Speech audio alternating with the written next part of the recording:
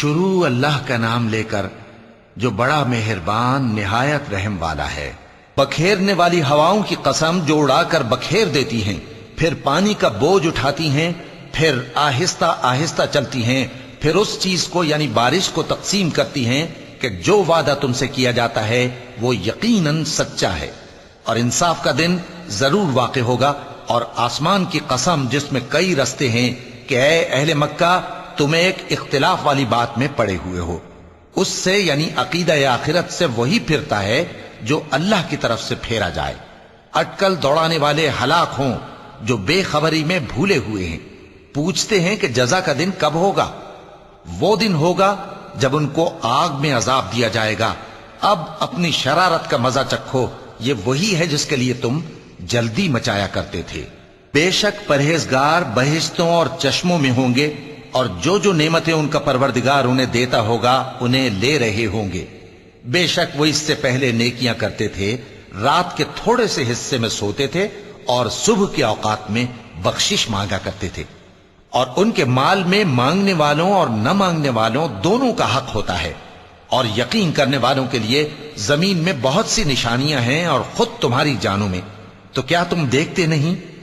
اور تمہارا رزق اور جس چیز کا تم سے وعدہ کیا جاتا ہے آسمان میں ہے، تو آسمان اور زمین کے مالک کی قسم یہ اسی طرح قابل یقین ہے جس طرح تم بات کرتے ہو۔ اے نبی، کیا تمہارے پاس ابراہیم کے معزز مہمانوں کی خبر پہنچی ہے؟ جب وہ ان کے پاس آئے تو سلام کہا، انہوں نے بھی جواب میں سلام کہا۔ دیکھا تو ایسے لوگ کہ نہ جان نہ پہچان۔ پھر وہ اپنے گھر جا کر ایک بھنا ہوا موٹا بچڑا لائے اور کھانے کے لیے ان کے آگے رکھ دیا۔ کہنے لگے کہ آپ تناول کیوں نہیں فرماتے؟ اور ان سے خوف محسوس کیا۔ انہوں نے کہا کہ خوف نہ کیجے، اور ان کو ایک دانش مند لڑکے کی بشارت سنائی۔ تو ابراہیم کی بیوی چلاتی آئیں اور اپنا منہ پیٹ کر کہنے لگیں کہ ایک تو میں بڑھیا، اوپر سے بانجھ۔ انہوں نے کہا تمہارے پروردگار نے یوں ہی فرمایا ہے، وہ بے شک صاحب حکمت ہے، خبردار ہے۔ ابراہیم نے کہا کہ فرشتو، اب تمہارا اصل کام کیا ہے؟ انہوں نے کہا کہ ہم گناہگاروں کی طرف بھیجے گئے ہیں تاکہ ان پر گارے کی پتھریاں برسائیں جن پر حد سے بڑھ جانے والوں کے لیے تمہارے پروردگار کے ہاں سے نشان کر دیے گئے ہیں۔ پس وہاں جتنے مومن تھے ان کو ہم نے نکال لیا، پھر اس بستی میں ہم نے ایک گھر کے سوا مسلمانوں کا کوئی گھر نہ پایا، اور جو لوگ عذاب علیم سے ڈرتے ہیں ان کے لیے ہم نے وہاں نشانی چھوڑ دی۔ اور موسیٰ کے حال میں بھی نشانی ہے، جب ہم نے ان کو فرعون کی طرف کھلا ہوا معجزہ دے کر بھیجا تو اس نے اپنی قوت کے گھمنڈ پر منہ موڑ لیا اور کہنے لگا یہ تو جادوگر ہے یا دیوانہ۔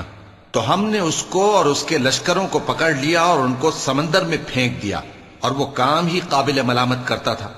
اور عاد کی قوم کے حال میں بھی نشانی ہے، جب ہم نے ان پر نامبارک ہوا چلائی، وہ جس چیز پر چلتی اس کو ریزہ ریزہ کیے بغیر نہ چھوڑتی۔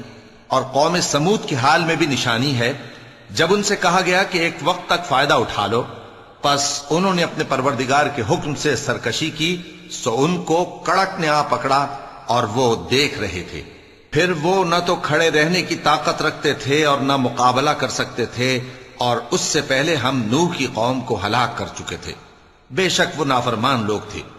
اور آسمان کو ہم ہی نے اپنی قدرت سے بنایا، اور ہم کو ہر طرح کی قدرت ہے۔ اور زمین کو ہم ہی نے بچھایا، تو دیکھو ہم کیا خوب بچھانے والے ہیں۔ اور ہر چیز کے ہم نے دو دو جوڑے بنائے تاکہ تم نصیحت حاصل کرو۔ تو تم لوگ اللہ کی طرف دوڑ چلو، میں اس کی طرف سے تم کو صاف صاف خبردار کرنے والا ہوں۔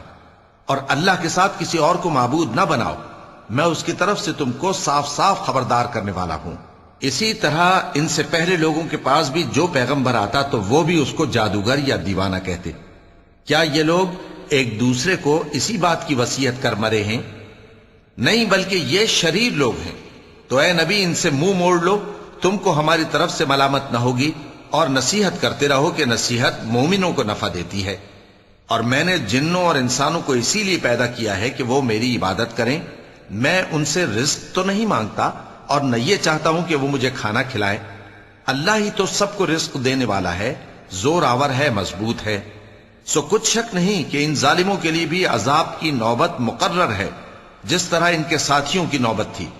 تو ان کو مجھ سے عذاب جلدی نہیں طلب کرنا چاہیے، پھر جس دن کا ان کافروں سے وعدہ کیا جاتا ہے اس سے ان کے لیے خرابی ہے۔